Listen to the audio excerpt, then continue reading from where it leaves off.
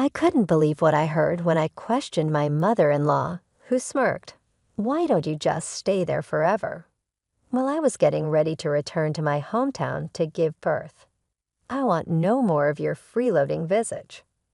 Her rude remarks hurt, but I was able to remain composed and say, "All right, take care then." I'm a 32-year-old professional named Michelle. I met Kevin 3 years ago at a party because we both loved music, and we have been together ever since. After exchanging numbers, we began spending our evenings together over drinks at the neighborhood pub, discussing anything from our favorite music to problems at work. Spending time with Kevin was always enjoyable and seemed to go very quickly. We soon got together as a relationship, and I've never been happier. We cherish spending weekends together, even if we have busy work. Imagining meeting Kevin at the end of the week motivates me to put in more effort and produce more. Our friendship has really aided my career by offering encouragement and support. We moved in together after a year of dating, taking a big step and deciding to be married. We were both serious about our future. Living together let us get to know one another better and better understand each other's quirks and routines. After a year of living together, I am more eager than ever to marry him, and I know he wants to wait for the right time to pop the question. Then, unexpectedly, Kevin asked me to a fancy restaurant for supper. Although it wasn't a particularly noteworthy event, I couldn't get rid of the idea that this may be it. I was excited and nervous at the same time when I got to the restaurant after work. I observed that he appeared much more nervous than I did when I saw him. Kevin was clearly apprehensive, but in a strange way, it eased my own worry to see him that way. I left quietly at his earnest yet stilted greeting. As our lunch continued, Kevin's anxiety became more apparent. He whispered my name as we were clearing our plates. "Michelle," his straight, sincere look unnerved me a little. "Michelle, you are the most amazing person, and I will always treasure you.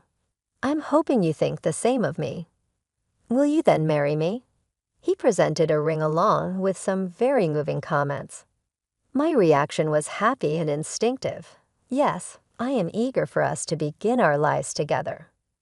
When our engagement was officially announced, I was ecstatic. But the happiness was short-lived as life's responsibilities took over. We had to set up get-togethers with our families, get to know one another's families, and begin preparing for our wedding. It was difficult to juggle everything with our hard professions, but Kevin and I were able to find the time to carry out our ideas.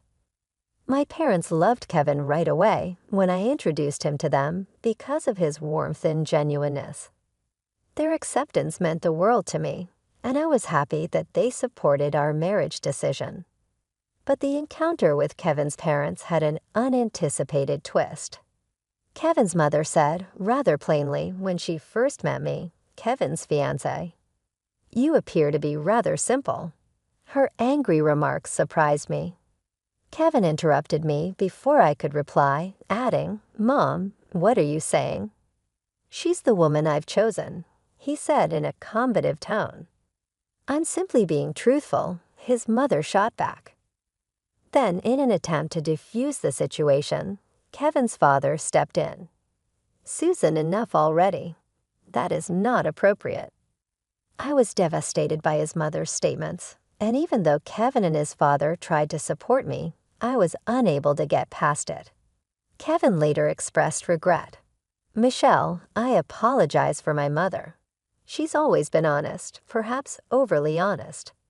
Kevin told me, shocking me with his candor, "I've never been completely comfortable with it either. So please try not to be affected by what she said. Please let me know right away if she says anything inappropriate after we are married." "I'll see to it," he really pledged. His assurance greatly allayed my concerns. Even when we first met his parents, Kevin had demonstrated a protective nature from the beginning of our relationship. But my nervousness persisted, particularly because of the impending family get-together. I couldn't help but worry that Susan, Kevin's mother, would also treat my parents disrespectfully. Kevin reassured me that he would handle things carefully, despite my worries. In addition, I had warned my parents about Susan's strong personality, which they already knew about from earlier summaries. When the family gathering day finally arrived, I was anxious for very different reasons. "Hi, I'm Kevin's father." Jack said, "It's nice to meet you," and he held out his hand to my parents. "We're Michelle's parents," my parents kindly replied, keeping the conversation lighthearted. They said hello to Jack, but Susan stayed quiet, taking a seat by herself and placing her drink order without making eye contact. "Give me her red wine, please. It appears that we will require a small amount of alcohol to spice things up," she said nonchalantly, her remark throwing a discomforting shadow over the group. My parents, stunned by Susan's blunt demeanor, were momentarily speechless. Both Jack and Kevin, clearly annoyed by Susan's behavior, quickly apologized for her rudeness. As the meal progressed, my parents and Jack hit it off, engaging in friendly conversation. Susan, focusing mainly on her meal, remained quiet initially. However, as she drank more, she began to interject rudely into the conversations. "A government job may be stable, but the pay isn't anything to brag about. Kevin's marrying into such boring people," she blurted, becoming increasingly disruptive as the evening wore on. "If they have kids, they'll probably be just as dull," Susan commented sharply, clearly crossing a line with her remarks. "That's enough," Jack interjected, his voice laden with anger. "You need to leave now." Susan left reluctantly, muttering about how she was just being honest. Jack escorted her outside and arranged for a cab to take her home. When he returned to the restaurant, he and Kevin apologized once more for Susan's behavior. I was thankful that we had reserved a private room. Susan had proven to be a greater challenge than we had anticipated. At our wedding, she was noticeably more reserved, likely due to Jack's stern warning that she must behave impeccably or face serious consequences. He had even hinted at divorce if she embarrassed them again. Thankfully, she held back her comments, and the wedding proceeded flawlessly, much to my relief. Thus, Kevin and I embarked on our married life with earnest enthusiasm. We had a wonderful relationship filled with bliss as we shared household responsibilities evenly, ensuring neither of us felt overburdened. Kevin was an excellent cook, which was a delightful bonus on days he was late from work, but still took on the role of chef. We cooked together, making our time as a happy couple even more enjoyable. Kevin made it a point to visit his family home alone as much as possible, being mindful of both Susan's and my feelings. Thanks to this, I was spared any direct snide remarks or confrontations from Susan, and I deeply appreciated Kevin's thoughtful consideration during this time. However, tragedy struck when Jack suddenly fell ill and passed away. Kevin and I rushed to the hospital, but we arrived too late. "Dad," Kevin exclaimed in disbelief, his voice breaking with grief. Jack's death hit him hard, and Susan was visibly distraught too, crying out, "How could you leave me like this?" Despite my strained relationship with Susan, I couldn't help but feel a profound sympathy for her loss. At that moment, I couldn't help but empathize with Susan's profound grief. We mourned the loss of Jack together, a man who had always shown me nothing but kindness. In the days that followed, Kevin and I found ourselves deeply involved in the funeral arrangements while navigating our sadness. Kevin took the lead in organizing the proceedings, and I did everything I could to support him during this challenging period. The funeral went smoothly, and it felt like we had given Jack a fitting send-off. Gradually, life began to return to its usual rhythm for Kevin and me. It took some time, but we eventually adjusted to life without Jack. Kevin seemed particularly determined to move forward with a renewed sense of purpose. However, just as we were finding our new normal, an unexpected challenge appeared. "Kevin, please, I need help," Susan said as she suddenly showed up at our doorstep, catching us off guard. "Mom, what's wrong?" Kevin asked, clearly disturbed by her uncharacteristic demeanor. Her voice softened as she replied, "Since your father passed, I've been feeling terribly lonely. Nothing seems to taste right anymore. I just wanted to see the faces of my only family, my son and his wife." Her words struck a chord. Her vulnerability was palpable. "Could I stay with you for a little while?" she asked, her voice tinged with desperation. Kevin and I were taken aback by her request. "I feel like I'll be crushed by loneliness if things continue this way," she pleaded. We hesitated but reasoned that a short stay might not be harmful. Susan seemed so fragile, and we doubted she had the energy to be hostile towards me.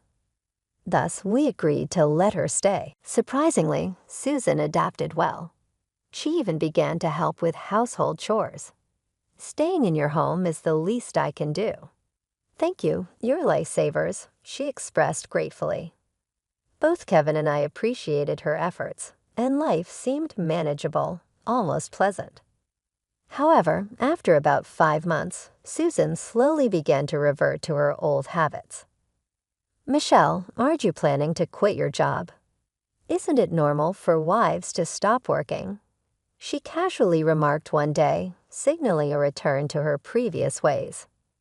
"You've been working all this time," I began, but Susan's tone quickly grew harsher, a clear sign she was reverting to her old self.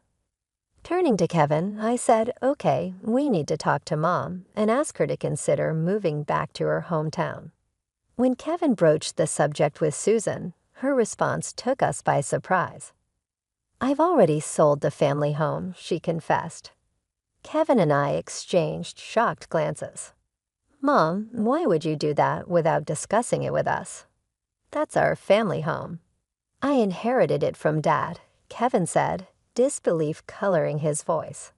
"Selling it was my decision," Susan defended herself, but her casual dismissal stung. "You should have at least informed us," Kevin countered, his frustration evident. "I forgot, sorry." "Now I have nowhere else to go, so please don't kick me out," Susan pleaded. Kevin and I were left speechless, struggling to digest this new reality. As we were trying to come to terms with the situation, another unexpected development occurred. I discovered I was pregnant. Kevin and I were overjoyed. We had been hoping for a child, but were almost ready to give up due to our age. This was truly wonderful news. However, the joy of our growing family was tempered by the prospect of dealing with Susan during the pregnancy. Her complaints had resumed. "Why do I have to cook for you too?" "I'm only staying here because of Kevin, not you." "Traditionally, it's the wife who handles all the housework," Kevin explained. While Susan would cook only for herself and him and do her laundry, she stubbornly avoided any chores related to me. Despite Kevin's reprimands, she showed remorse only temporarily before slipping back into old habits. At my wit's end and feeling the need for a break, I decided to start my maternity leave early and return to my parents' home for some peace. When I discussed this with Kevin, he suggested a solution we both eventually agreed upon. As we made our plans, I informed Susan about our decision and began preparing for the move. "You're going back home to give birth?" she asked, a sharp edge to her voice. "Yes, I believe it's the best decision for safer childbirth, and it also means I'll be leaving household duties behind for a while." Kevin supports this decision, I explained. Upon hearing this, Susan smirked disdainfully. "Why not just stay at your parents' house forever? I don't want to see your parasitic face around here anyway. I bet even Kevin has had enough of you. You don't need to come back to this house anymore," she sneered. Her harsh words surprisingly brought me a sense of relief. All right then, take care, I replied calmly and returned to my parents' house. They welcomed me with open arms, providing the peace and comfort I needed during this time. A month later, Kevin came to my parents' house with exciting news. I finally got the green light from work to transition to remote work permanently, and I found us a new place to live, he announced. That's fantastic, I exclaimed thoughtfully. Kevin had rented an apartment close to my parents' home, making it easier for us to start our new life there. He then terminated the lease on the room Susan had been staying in and finalized our move to the new apartment. Susan was clearly unsettled by these developments and called me in a panic. "Hey, Michelle, where are you?" "I'm at our new place with Kevin," I responded. "New place? Where?" Susan's voice sounded urgent and somewhat panicked. "I'll let you know in time, but I have to be honest. The lease here is being canceled, and everything's being moved out." "I can't stay here anymore," I explained calmly, emphasizing the fresh start Kevin and I were making. "Kevin said he's cutting ties with me." "He doesn't want to talk to me anymore?" she asked, her voice cracking. "Yes, we're starting fresh somewhere else," I added, trying to make her understand the finality of our decision. "So you were just pretending to be nice to stay here, huh? This was your plan all along." Susan accused me of misunderstanding my intentions. "Because you couldn't make any money from selling the house you got from Jack, right?" "How did you find out?" I asked, surprised by her knowledge. "You were telling the neighbors how frustrated you were that the house your husband left had no value. Then suddenly, it was up for sale. People just can't keep quiet about things like that. Give me Kevin back. I'm that kid's parent, so I have the right to live with him. As I said before, he doesn't want to see you, and I won't pressure him into something he's uncomfortable with," I responded calmly. Upon hearing this, Susan's temper flared. "Who do you think you are, acting all high and mighty when you're just a broke, freeloading plain wife? That's not a nice thing to say." "But it's true," she snapped. I calmly said, "Well, I don't think our paths will cross much in the future, so it doesn't concern me. But let me be clear. I have a side gig in addition to my full-time job, and I actually make more money than Kevin," I said. "Oh, really? What is this side project?" Susan questioned with skepticism. "Since I first learned web design, I've been taking on initiatives related to that industry." I said, "My monthly income from both my full-time job and freelancing is roughly $10,000. "How come? That much? That exceeds what Jack used to produce." Susan was shocked by my financial circumstances. She obviously had no idea that the woman she had misjudged was making so much money. "But this is all of no significance to you." I firmly stated, "Kevin has severed relations with you, and I'll be removing myself even further." "Hold on. Maybe you could help me out if you're making that amount of money," Susan said wistfully. I made no hesitation. I blocked her number and hung up. Knowing Susan's genuine motivations and making her feel guilty was a comfort. I felt at ease knowing that I wouldn't have to deal with her ever again. Susan had no idea what was going on in our life anymore. She was unaware of my parents' residence or my place of employment. Kevin worked from home, so we were hiding our new address, so there was very little possibility she would locate us.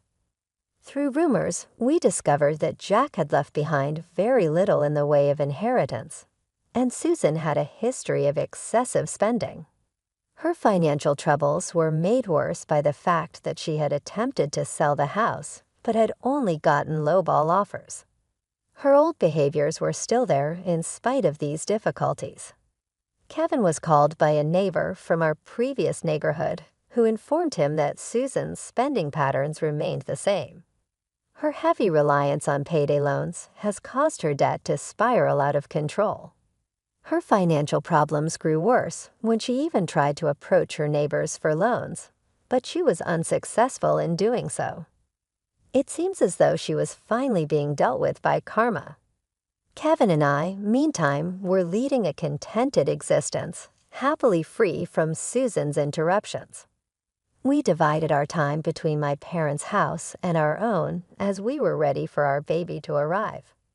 We were thrilled about the future and looked forward to raising our family and savoring every second we had together with the baby on the way. Knowing the mayhem that had formerly encircled us, we truly valued this newfound quiet.